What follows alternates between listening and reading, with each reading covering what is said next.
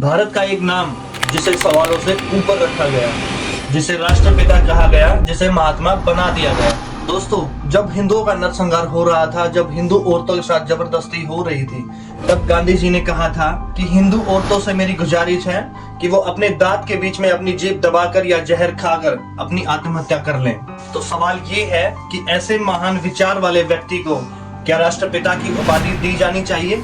फिर वो अपने 100 खंडों में लिखते हैं कि हिंदुओं को अपने मन में मुसलमानों के प्रति क्रोध नहीं रखना चाहिए, भले ही मुसलमान उन्हें नष्ट करने की कोशिश क्यों ना करें। अगर मुसलमान हमें मारना भी चाहें तो हमें साहस के साथ मृत्यु को कबूलना चाहिए। फिर गांधी जी लिखते हैं, अगर मुसलमान सभी हिंदुओं को मारकर अपना शासन स्थापित कर भी लेते हैं तो हिंदुओं को अपने जीवन का बलिदान देकर एक नए जीवन की शुरुआत कर लेनी चाहिए। क्या ऐसे विचार वाले व्यक्ति को महात्मा कहा जाना चाहिए?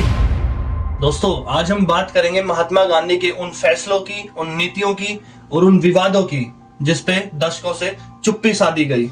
गांधी को अहिंसा का प्रतीक बताया जाता है, लेकिन सच्चाई ये है कि वो सिर्फ एक महात्मा ही नहीं बल्कि एक राजनेता भी थे।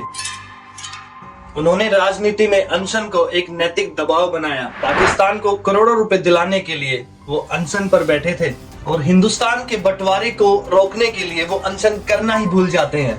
सवाल ये नहीं कि महात्मा गांधी महान थे या नहीं, सवाल ये है कि क्या हर भारतीय के लिए उनकी नीतियां एक समान थी? क्योंकि जब भी हिंदू हिंसा होती थी तो कड़े उपदेश दिए जाते थे, और जब मुसलमान भीड़ हिंसक होती तो उसके बदले में हिंदुओं को ही अपना जीवन बलिदान करने को कहा जाता था। विभाजन के बाद जब भारत में लाखों शरणार्थी भूखे थे, तब महात्मा गांधी जी अनशन पर बैठे ताकि पाकिस्तान को 55 करोड़ रुपए दिए जा सकें। अब इसको आप नैतिकता बोलोगे या एक तरफी जिद? हिंदुओं से कहा, चाहे मर जाना पर हिंसा मत करना। क्या अहिंसा सिर्फ एक ही समुदाय की जिम्मेदारी होती है? मतलब 25% मुसलमानों के लिए 36% सीट, एक मुसलमान वोट 3 हिंदू वोट के बराबर होगा। ये मुसलमानों का हक है। क्यों? क्योंकि क्रिश्चियनों से पहले मुसलमान हमारे आका थे। आप माइनॉरिटी का डर नहीं समझते?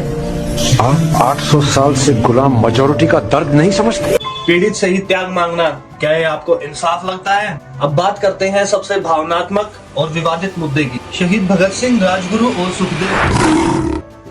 पूरा देश इनकी फांसी रोकने की मांग कर रहा था और गांधी जी इरविन समझौते में बिजी थे। जो आदमी पूरे देश को रोक सकता है, क्या वो 3 क्रांतिकारियों की फांसी को नहीं रोक सकता था? यहाँ पर मैं हत्या का समर्थन बिल्कुल नहीं करता।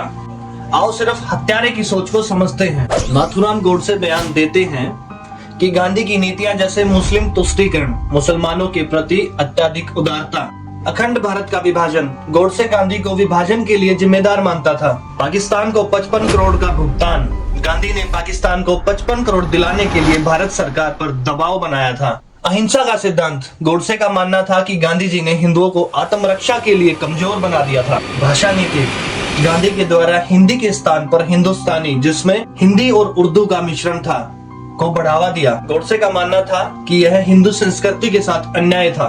गोडसे ने खुद को देशभक्त कहा, लेकिन आप गोडसे को क्या मानते हो मुझे कमेंट में जरूर बताना। अगर आप भी मानते हो इतिहास पर सवाल जरूरी है तो वीडियो को शेयर जरूर करना और मेरा हौसला बढ़ाने के लिए मुझे सब्सक्राइब करना मत भूलना। जय हिंद, जय भारत।